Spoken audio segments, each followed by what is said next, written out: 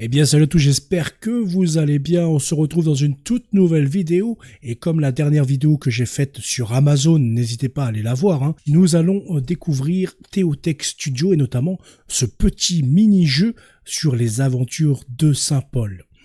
Je ne sais pas si vous avez vu un petit peu le Cato récemment, en tout cas j'avais fait l'interview de Daniel.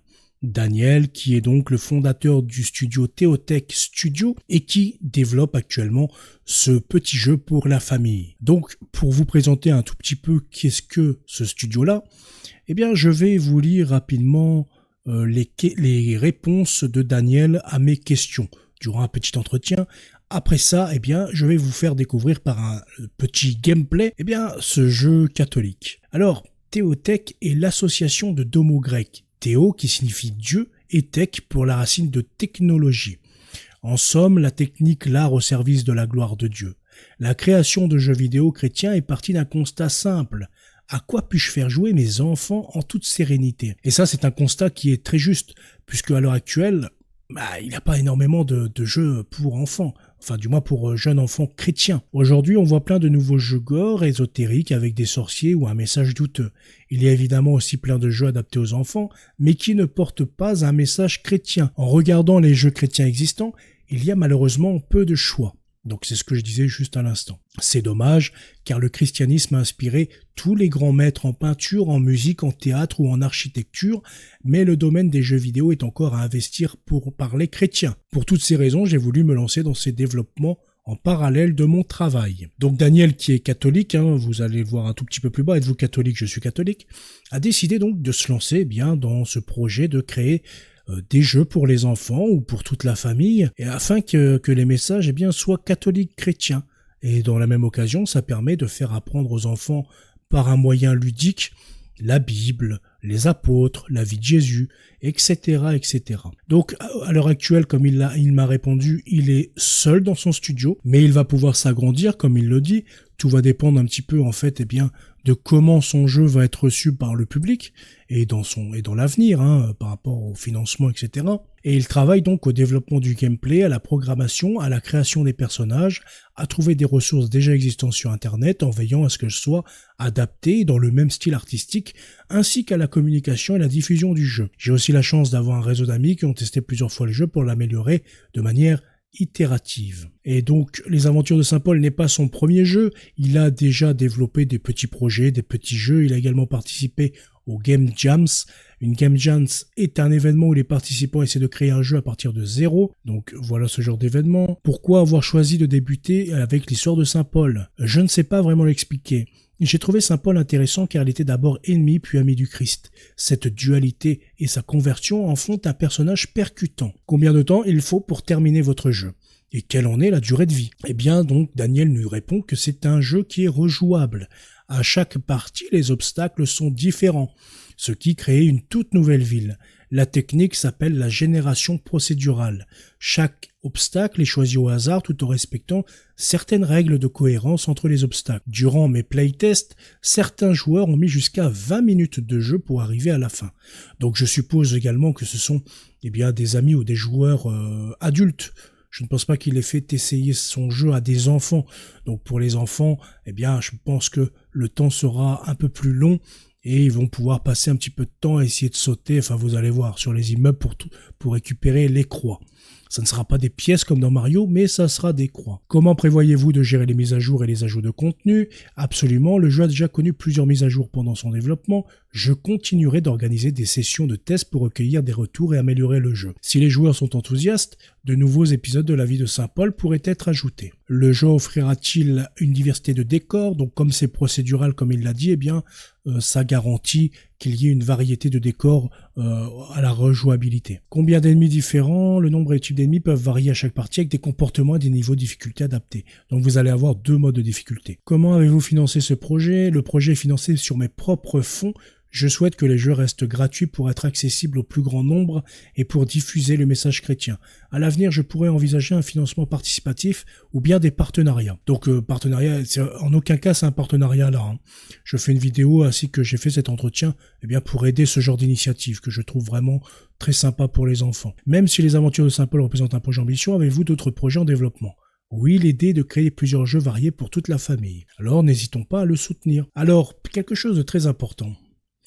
Puisqu'en fait, si vous voulez, quand vous allez télécharger, donc vous allez aller sur le site, de Theotech Studio. Donc voici le site de Theotech Studio. Donc vous arrivez ici, là vous allez pouvoir choisir Windows, Linux ou Mac OS. Et une fois que vous allez le télécharger, il va falloir le dézipper et le mettre par exemple sur votre bureau. Une fois sur votre bureau, vous allez lancer le .exe. Et en fait, vous allez avoir un message qui va s'afficher. Comme quoi Windows ne recommande absolument pas d'ouvrir ce fichier. Je crois que ça sera rouge, ça dépend de la version Windows, mais vous pouvez quand même autoriser son lancement. Et donc, pourquoi vous allez recevoir ce message? Daniel nous dit, les alertes Windows peuvent être un problème. Obtenir une reconnaissance officielle de Microsoft est coûteux et compliqué, en particulier sur macOS.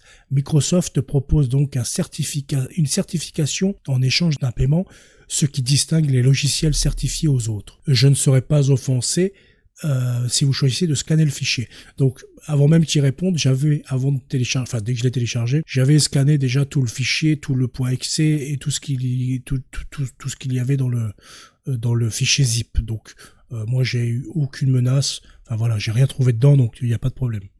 En tout cas, n'hésitez pas à le faire également chez vous, mais normalement, il n'y a aucun problème. Donc, comment soutenir Daniel et ce petit studio? Vous pouvez prier pour moi et pour ceux qui joueront au jeu. Vous pouvez aussi vous abonner à la newsletter sur le site de Theotech Studio où vous trouverez un formulaire de contact pour proposer également des idées. Donc si vous avez des idées, des suggestions, n'hésitez pas à prendre contact avec lui. Si vous souhaitez faire un don, n'hésitez pas non plus à le contacter sur ce même formulaire de contact si vous voulez l'aider pour la suite. Alors avant de tester le jeu, qu'est-ce qu'on peut dire de Theotech Studio et notamment de son site internet?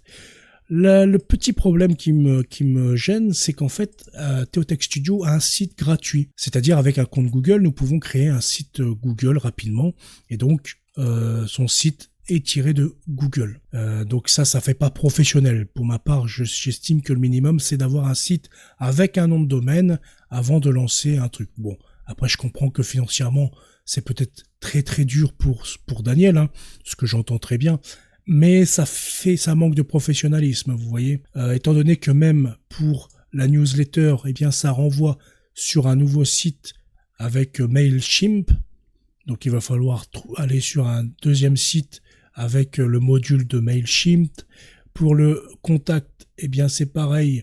Ça va être avec Google Formulaire. Donc je trouve que ça manque un petit peu de professionnalisme de ce côté-là et ça ne rassure peut-être pas les gens quand ils arrivent sur un site Google et qu'il n'y a pas de nom de domaine.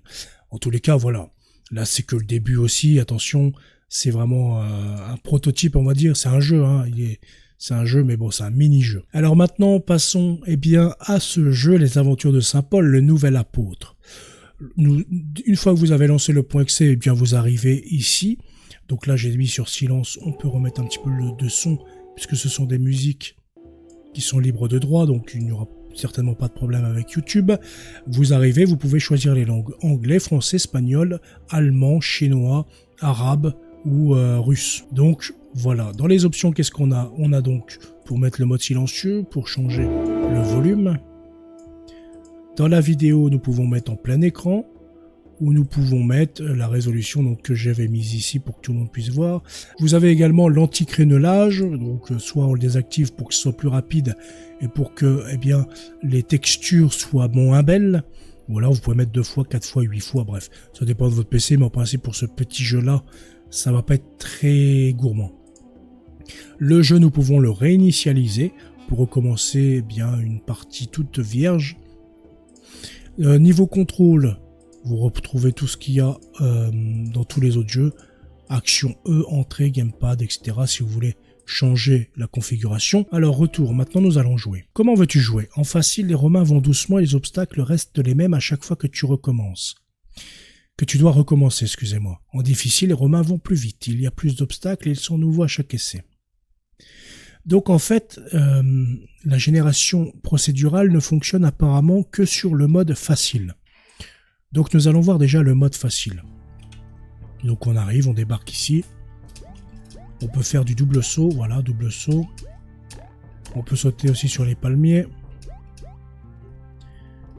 Voilà, oh, je pense qu'on peut aller sur les fils aussi, non? Non, ça transperce les fils. Alors, action, parler à Barnabé. Bonjour, es-tu Barnabé?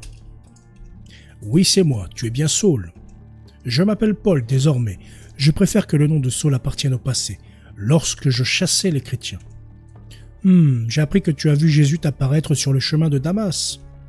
Oui, il m'a dit que je le persécutais alors que je pensais plaire à Dieu.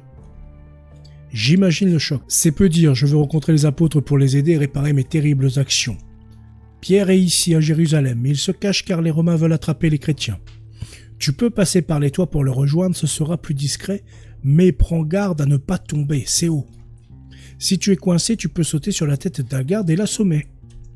Tu peux aussi utiliser le double saut, saute 2 fois de suite en l'air et tu pourras atteindre des endroits élevés. Merci Barnabé pour tous ces conseils, j'espère que Pierre voudra bien me parler. Récupère des croix, comme ça tu pourras le rassurer sur ta foi en Jésus. Bonne idée, à bientôt Barnabé. Donc vous voyez, je disais le petit contexte. Ça serait sympa d'avoir un petit contexte de où on se trouve, pourquoi ça parle de ça, Saint Paul, après Damas, après l'apparition du Seigneur, pourquoi il va chercher Pierre, etc. Un espèce de petit livre, je sais pas, ou un encart qui explique le contexte biblique, et puis peut-être le commentaire catholique. Donc là, on est sur les toits de Jérusalem. Donc là, nous sommes en mode facile. Donc là, on peut passer ici. Le but, c'est de ramasser... Ah non, voilà. Le but, c'est de ramasser toutes les croix. Donc, c'est de quoi vous occuper. Hein. Là, je pense qu'on va passer... Hein. On va pas essayer de récupérer toutes les croix. Oula, un peu plus. Et donc là, nous pouvons voir les gardes. Le premier garde. Alors, ouais, bon. Là, j'ai eu un bug, excusez-moi. Le truc s'est ouvert, là, à côté, en même temps. Du coup, ça m'a fait quitter... ça m'a sorti du jeu. Donc, comme je disais, hop, là, nous pouvons voir le premier garde. Oh, je me suis fait avoir. Ça fait un petit peu comme penser à Snake, vous voyez, là, dès qu'il fallait être discret, puis il y avait un petit point d'exclamation qui se mettait au-dessus de la tête des ennemis, et il fallait essayer de courir ou d'essayer de le tuer. Voilà. Donc, en fait, là, on peut l'assommer. Ah mince. Et donc, la seule violence, en fait, c'est bien qu'il s'écrase. Il n'y a pas de sang, il n'y a pas de... Il n'y a pas de démembrement, hein, ça reste pour les enfants. Donc c'est un petit jeu de parcours comme ça. Où le but, eh bien, c'est de ramasser toutes les croix. Donc attention, si vous tombez dans le vide ou si, comme là, vous vous faites attraper par le garde, eh bien, c'est terminé pour vous. Il faut recommencer à 0. Donc on peut voir hein, le design, qui est très joli. Hein. Ça reste un petit jeu de plateforme, quoi. Hop, ici, on peut essayer de faire ça. Hop, voilà. On va pas passer sur les palmiers hein, pour éviter de perdre. Hein. Donc là, on a 33 croix. Ah, voilà Pierre. Ah, te voilà Paul. Barnabé m'avait prévenu que tu viendrais. Oui, mais la traversée de Jérusalem n'était pas sans difficulté. Alors comme ça, toi qui étais notre pire adversaire, tu voudrais maintenant nous aider? Oui Pierre, j'ai vu le Christ. Je ne peux plus vivre comme avant. Mais je ne suis pas sûr d'avoir assez la foi. Tu as ramassé une bonne quantité de croix, bien joué. Ta foi est solide. Tu progresses bien. Je suis convaincu que Jésus t'a choisi comme nouvel apôtre. Viens avec moi, Paul. Nous avons beaucoup à faire. Et donc voilà. Ça c'était le mini-jeu. Donc en mode facile, c'est assez rapide. À moins que vous souhaitiez eh bien, récupérer toutes les croix. Donc là, ça va vous mettre un peu plus de temps. Mais voilà le mode facile. Hop, hop, hop, je me suis trompé. On va réessayer le même niveau, mais maintenant en difficile, juste pour voir un petit peu comment c'est. Donc là, en tout cas, pour l'introduction, ça ne change pas. C'est toujours le même décor. On va passer les textes, hein, on a déjà vu. J'ai l'impression que là, c'est le même univers. Je vais juste essayer... Quoique... Ah oui, il y a peut-être quelques différences, ouais. Elles sont pas flagrantes les différences là, j'ai l'impression. Par contre pour le moment il n'y a aucun ennemi. Bon peut-être qu'il y a également encore des bugs aussi, hein. Attention. Et j'ai l'impression que le parcours est un tout petit peu plus long. Ah si, il y a un ennemi là. Ils m'ont dit que les gardes étaient plus rapides. Ah oui, Effectivement, les gardes sont beaucoup plus rapides. Donc là, il va falloir être beaucoup plus précis. Donc quand on meurt, retour, case départ.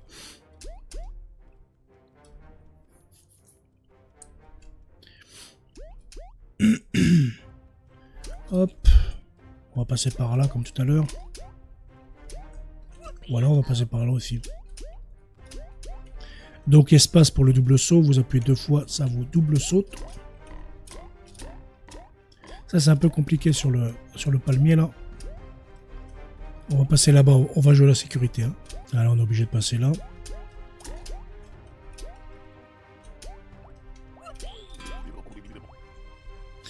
Ah oui, j'ai là... Ouais, quand même. Donc, je comprends pourquoi il m'avait dit dans les playtests que ça mettait quand même pas mal de temps. Parce que là, je me rends compte, en fait, en mode difficile... Oh, oh non, c'est pas vrai. Je me rends compte en mode difficile que là, en fait, c'est beaucoup plus long quand même. Hein. Par rapport au mode facile. Et puis là, vous voyez, on joue même pas les pièces. Hein. On essaie juste de speedrun le jeu de parcours, quoi. Et même en speedrun et en esquivant au maximum les gardes, En tout cas, là, c'est fluide. Hein. Personnellement, sur mon ordinateur, là, il n'y a aucun lag. C'est assez fluide. J'aimerais bien juste finir pour recommencer, donc pour revoir la jouabilité, pour voir si ça a changé ou pas. Oh non, c'est pas vrai. Je suis que de mourir.